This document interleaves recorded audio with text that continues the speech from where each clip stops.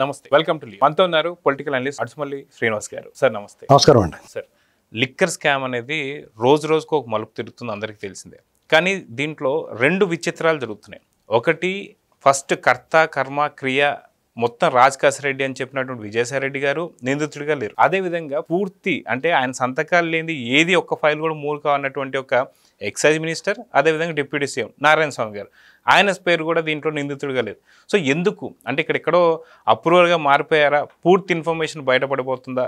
రేపో మాపో అంతిమ లబ్ధిదారుడు బయటికి రాబోతున్నాడా అంటే ఏం చెప్తారు? ఇప్పుడు ఏదన్నా స్కామ్లో కానీ దొంగతనంలో కానీ ఏదైనా ఒక ఇష్యూలో కానీ ఒక నేరంలో ఇద్దరు ముగ్గురు కంటే ఎక్కువ మంది ఇన్వాల్వ్ అయినప్పుడు కొంతమందికి ఆ వెసులుబాటు లభిస్తుందండి. డీలా నో డీలా అనేటువంటిది. నువ్వు సాక్షిగా వస్తావా, నిందితుడిగా అంటావా? డైరెక్ట్గా నువ్వు సాక్షిగా వస్తే నువ్వేం జరిగిందో చెప్పు. నీకు శిక్షలో నువ్వు అప్రూవర్గా మారితే కొంత ఉపశమనం ఉంటుంది. శిక్ష లేకుండా ఉండదు, వాళ్ళకి శిక్ష ఉంటుంది, ఉపశమనం లభిస్తుంది. నేరం నిరూపణ అయిపోయి వాళ్ళలో ఇన్వాల్వ్మెంట్ ఉంటే వాళ్ళకి శిక్ష పడుతుంది. ఇప్పుడు దస్తగిరి వివేకానంద రెడ్డి గారు మర్డర్లో ఉన్నాడు, నేనే కొట్టాను, గుండెల మీద కూర్చున్నానని చెప్పాడు కాబట్టి అతను అప్రూవర్గా మారాడు కాబట్టి ఒక స్టేట్మెంట్ వాంగ్మూలం ఇచ్చేసాడు కాబట్టి మేజిస్ట్రేట్ గారి ముందు అతనికి బెయిల్ దొరికింది. శిక్ష అయితే పడద్ది, విచారణ జరుగుద్ది, ఈ నేరం నిరూపణ అయిపోద్ది, శిక్ష పడద్ది. ఇలా నిందితులందరితో పాటు శిక్ష అతనికి పడద్ది. కానీ వీళ్ళకంటే కొంచెం ఉపశమనం ఉంటుంది అతనికి. విజయసాయి రెడ్డి కూడా అదే జరిగింది. అతను ముందే చెప్పేశాడు, అతనికి ఆల్రెడీ అసంతృప్తి ఉంది. ఈ దొంగతనంలో తనను భాగస్వామిని చేయలేదనే బాధ ఉంది ఆయనకి. యాక్చువల్గా ఇప్పుడు జగన్మోహన్ రెడ్డి ఈ అధికారంలోకి వచ్చిన తర్వాత ఒక 6 నెలల తర్వాత ఇతను పక్కకు పెట్టేయడం మొదలెట్టాడు. ఈ లెక్కలో ఈ వ్యవహారం అంతా కూడా ఇతని సమక్షంలో 2 సార్లు జరిగిందని చెప్పాడు ఇతను ఉండగా. తర్వాత నుంచి ఇతను అంత రెడీ అయిపోయిన తర్వాత ఇప్పుడు దొంగ లెక్కలు రాసినప్పుడు పెన్సిల్ చెక్కుకోవడం గారి నుంచి అన్నీ నేనే చేశాను కదా. అయితే ఇక్కడ విజయసాయి రెడ్డి ఇతను మొదటి నుంచి జగన్మోహన్ రెడ్డి ఏమన్నైతే ఇతను ఏటు అతను దొంగతనాలు అన్నింటిలోనూ ఇతని పాత్ర ప్రముఖంగా ఉంది. వాటా ఎంత ఉన్నా కానీ అంటే వాటా శాతాలు ఎక్కువ తక్కువ ఉండొచ్చు. అంటే 90% అతను కొట్టేసి 10% ఇతను తీసుకోవచ్చు. ఒకవేళ మొత్తం నీకే జగన్ బాబు అని అతనికి తెలియకుండా ఇతను కొట్టేసి ఉండొచ్చు. కానీ 2019 ఎన్నికల వరకు కూడా ఇతను సర్వసైన్యాధ్యక్షుడు జగన్మోహన్ రెడ్డికి. అతను రాజకీయాల్లోనూ నేరాల్లోనూ అక్రమాస్తుల సంపాదనలోనూ అన్నిటిలో కూడా ఇతను సర్వసైన్యాధ్యక్షుడు విజయసాయి రెడ్డి. అతను అధికారంలోకి వచ్చిన తర్వాత కొత్త ముఠా చేరింది. సజ్జల రామకృష్ణారెడ్డి, అంతపురానికి సంబంధించి అవినాష్ రెడ్డిలు ఇలాంటి వాళ్ళందరూ వచ్చారు. వచ్చిన తర్వాత ఇతని పాత్ర ప్రాముఖ్యత తగ్గింది. ఇతను ఏం చేశారంటే సైన్యాధ్యక్షుడి పదవి నుంచి తొలగించి ఉత్తరాంధ్ర పరిమితం చేశారు. ఫస్ట్ అంటే ఆ గోల్ పాడినప్పుడు ఆ బాల్ని డైరెక్ట్గా బొక్కలో కొట్టేయకుండా కొంచెం ముందు ఇలా కొట్టి తపాలమని బొక్కలు వేస్తారు కదా, అలాగే ముందు ఉత్తరాంధ్రకు పంపించారు. ఆ 3 జిల్లాలే నువ్వు చూసుకోని. తర్వాత మళ్ళీ అక్కడ తీసి సుబ్బారెడ్డిని కట్టబెట్టి ఏదో చేశారనుకోండి. అయితే ఇతనికి అసంతృప్తితో రగిలిపోయాడు. అంటే జగన్మోహన్ రెడ్డి మీద ప్రేమ విరహం అతని మనసులో స్థానం నాకు లేకుండా పోయింది అని చెప్పి చాలా వర్రీ అయిపోయాడు. అది జగన్మోహన్ రెడ్డి కరగలేదు. అక్కడ ఇతను ఈ నోరిపితే నాకు ప్రమాదం అని తెలిసినా కానీ నేను పట్టించుకోలేదు. దాంతో ఇతను ఏం చేయడంటే ఇతనిలో కూడా మార్పు వచ్చింది. వయసుని బట్టి కూడా ఉంటుంది. మనం ఇతని కోసమా ఇంత దుర్మార్గమైన మాటలు మాట్లాడాం. నా ట్విట్టర్ అకౌంట్ తోటి వాళ్ళు ఇష్టమైనట్టు అవతల వాళ్ళని అంతటి వాడినైనా సరే దూషించారు, ద్వేషించారు. నా నోటితోటే చెప్పించారు కొట్టలు గుండుపోటని. ఇలాంటివన్నీ చేసినా ఇతను చెడిపోయి దిగజారిపోయి అత్యంత నీచానికి దిగజారి ఢిల్లీ వాళ్ళు కాళ్ళు బీసుకి జగన్మోహన్ రెడ్డిని లైన్లో పెట్టి ఎన్ని చేసిన నాకు ఎంత అవమానం చేస్తాడా, ఎంత దారుణంగా వంచిస్తాడా, అతను మనసులో స్థానం లేకుండా చేస్తాడా అని చెప్పి అతను చాలా విచారగ్రస్తుడైపోయాడు. ఒక రకమైన విరక్తి చెందాడు.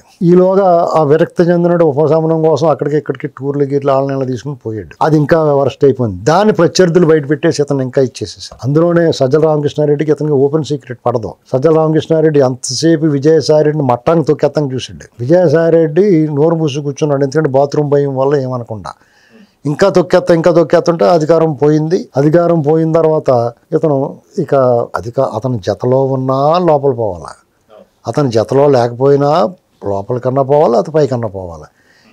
మంచి చేసిపోదాం అనుకున్నాడు. ఒక నేరం చేశారు, ప్రజలు దుర్మార్గం చేశాడు. తన ప్రమేయం లేకుండా నేను కూడా వాళ్ళతో పాటు ఎందుకు వరుసలో నిలబడి శిక్ష అనిపించాలి, ఒకవేళ శిక్ష అనిపించినా నేను విడిగా అనిపిస్తాను వాళ్ళతో, ఆ గ్యాంగ్లో కలవకుండా అనుకున్నాడు. అతన్ని వాళ్ళ అల్లుడు ఈ లోపల ఆ పోర్ట్లు ఆ గొడవలో ఉన్నాడు. పైగా అంతకు లెక్కర్ కేసులో ఉన్నాడు, ఎన్నాటిలో ఉన్నాడు. ఇక ఎన్నాటిలో కూడా చిక్కుకుపోయి వీళ్ళ దెబ్బతోటి వీళ్ళ ముఠాలో చేరిన వల్ల తను పెంచుకున్న పిల్లలు వాళ్ళు వ్యధ కదా.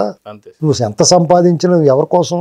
నువ్వు మానసిక ఉల్లాసం కోసం, నీ పిల్లల భవిష్యత్తు కోసం, నీ పిల్లలు సంతోషంగా ఉండటం కోసం, నీ సంతోషం కోసం నువ్వు ఏదైనా కష్టపడి సంపాదిస్తావు.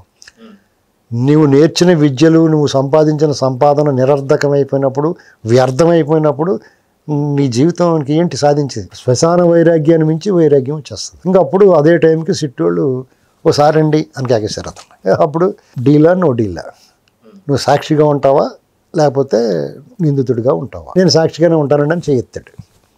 అప్పుడు ఏం జరిగిందో చెప్పమన్నారు. లోపల ఎంత చెప్పాడో తెలియదు కానీ బయటకు వచ్చి బాగానే చెప్పాడు. బయట చెప్పిన దానికన్నా 3 లోపల చెప్పి ఉంటాడు. ఎక్కడెక్కడ ఎవరెంత తీసుకున్నారో, ఎక్కడెక్కడ దాచారో అది నాకు ఇంకా తెలియదు కానీ దాయటం మాత్రం దాచారండి అని చెప్పుంటాడు. ఎక్కడ దాచారో ఇతను కూడా తెలిసి ఉండదు, కానీ దాయటం మాత్రం దాచారండి, ఎక్కడ దాచారో తెలియదు అని చెప్పుంటాడు. ఆ దిశగా వాళ్ళు మొత్తం జల్లిడేసారండి.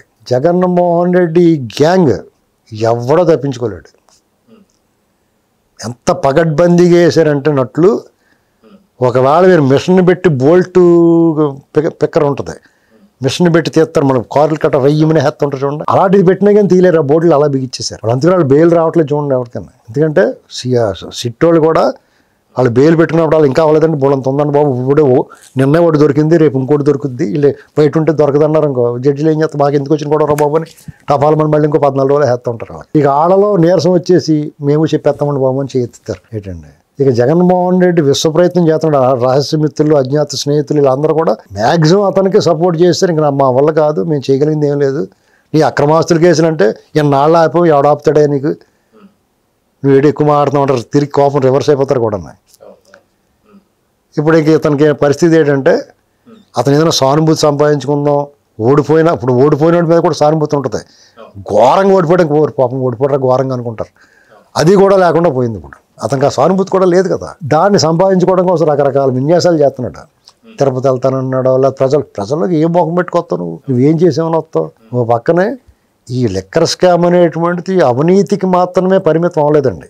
అవినీతి, అరాచకం, అమానవీయం అంటే అమానుషంగా వ్యవహరించావు.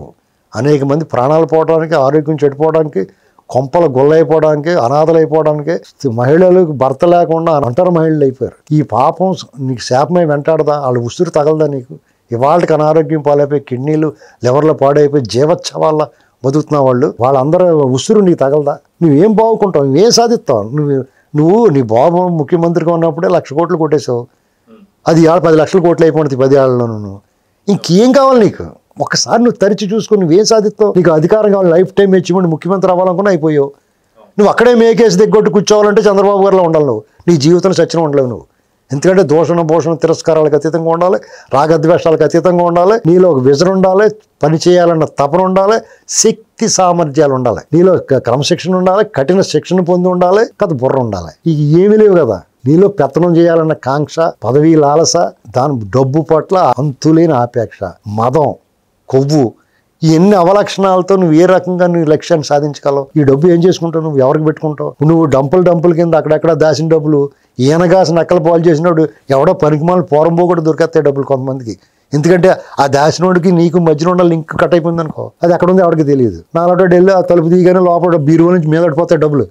ఓరు బాబు అని చెప్పి తొలిపే సైలెంట్గా ఒక్కొక్కటి కట్టగా వచ్చి పెట్టుకుంటాడు తీసుకెళ్ళి. అలా 300 మంది జరుగుతుంది. సడన్గా తెల్లారి రోడ్డు పెద్దోడు అయిపోయాడు ఎవడన్నా ఉండనుకోండి, ఉత్తరాంధ్రలో కానీ, రాయలసీమలో కానీ, మధ్యాంధ్రలో కానీ, ఈ థియేటర్కి ఎక్కడి నుంచి వచ్చిన డబ్బులు, తెల్లారి రోడ్డు పెద్దోడు అయిపోయాడు అన్నవాడు ఎవడన్నా ఉంటే ఈ పాత్ర దొరికినట్టు వాడికి. అర్థమైందండి? కొన్ని ఎక్కడో పెట్టి మర్చిపోతారు కూడా. నువ్వేం చేసుకుంటావు? ఇది ఇంతమంది ఉసురు పోసుకుని, ఇంతమందిని బాధ పెట్టి, ఒక రాష్ట్రాన్ని సర్వనాశనం చేసి, ప్రజలను ఇబ్బంది పెట్టి, కులం మీద, మతం మీద, ప్రాంతం మీద ఏకపక్షంగా ఏకబిగిని కంటిన్యూస్గా దాడి చేసి, ఇవాళకి ఆ దాడి కొనసాగిస్తా, మతం మీద, అభిమతాల మీద, భావజాలం మీద నువ్వు దాడి కొనసాగించి, మనుషుల్ని పెట్టి తిట్టించి నీకేంటి ప్రయోజనం? నువ్వేం పొందావు? కనీసం నువ్వు సూపర్ అనేవాడు, నీ మోచీతి నీళ్ళు తాగిన వాళ్ళు కూడా బయటకు వచ్చి మాట్లాడుతున్నారే ఇవాళ. నీతో సహనిందితుడిగా ఉన్న విజయసాయి రేపు మాపు ఇతను మాట్లాడుతున్నాడు, నారాయణస్వామి ఇవాళకి మద్దతు ఇస్తా మాట్లాడుతున్నాడు. ఎందుకంటే పాపం నువ్వు వేదిక మీద అతనికి ప్లేస్ కూడా కల్పించలా, వేదిక మీద నీ పక్కన స్థానం కల్పించలా. నీ నేరంలో మాత్రం వాటా పూర్తిగా అతనికి ఉంటుంది. ఎందుకంటే అతను ఒక మంత్రిగా అతని సంతకాలు ఉంటాయి, అతని బాధ్యత ఉంది, అతను తప్పించుకోలేడు.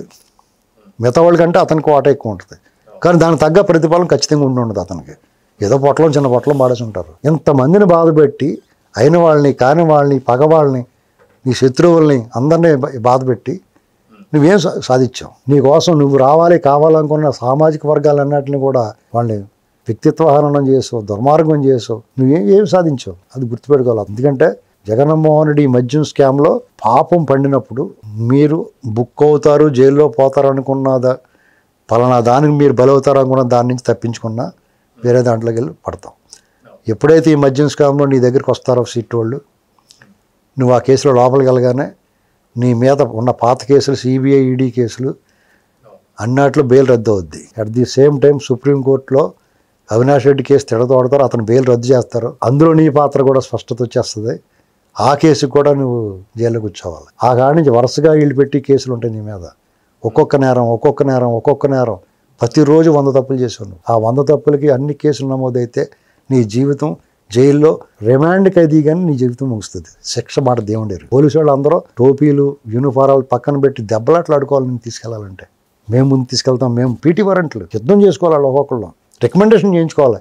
వాళ్ళు అలాంటి పరిస్థితి కల్పిస్తున్నాను. నువ్వు ఏం సాధించావో చెప్పాలి దీని మీద. నువ్వు పోనీ ఒక సామాజిక వర్గాన్ని వేధించాను, నువ్వు ఏం పీకలేకపోయావు. పోనీ ఒక ప్రాంతాన్ని మీద బురద జల్దాం ఉన్నావు, ఏమీ పీకలేకపోయావు. ఒక నాయకుడిని వ్యక్తిత్వ హననం చేద్దాం అనుకున్నావు. ఈ ప్రపంచమే గుర్తించేసింది ఆయన్ని. అతను ఆకాశం, శిఖరం, పర్వతం నువ్వు ఎక్కలేవు, చేరుకోలేవు, అందుకోలేవు అనేటువంటి స్పష్టత వచ్చేసింది. ఆయనకి నీకు అస్థి మసికాంతరం తేడా అనేటువంటి అర్థమైపోయింది. లోకేష్ చంద్రబాబు నాయుడు గారితో నువ్వు ముసలోడని అన్నావు. లోకేష్ కన్నా నువ్వు ముసలోడు కదా. లోకేష్ నీకన్నా చాలా అందగాడు కదా. నువ్వు ఏ రకంగా వాళ్ళతోటి పోటీ పడగలవు?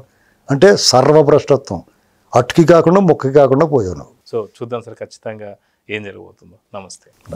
Please subscribe to Leo News for more videos.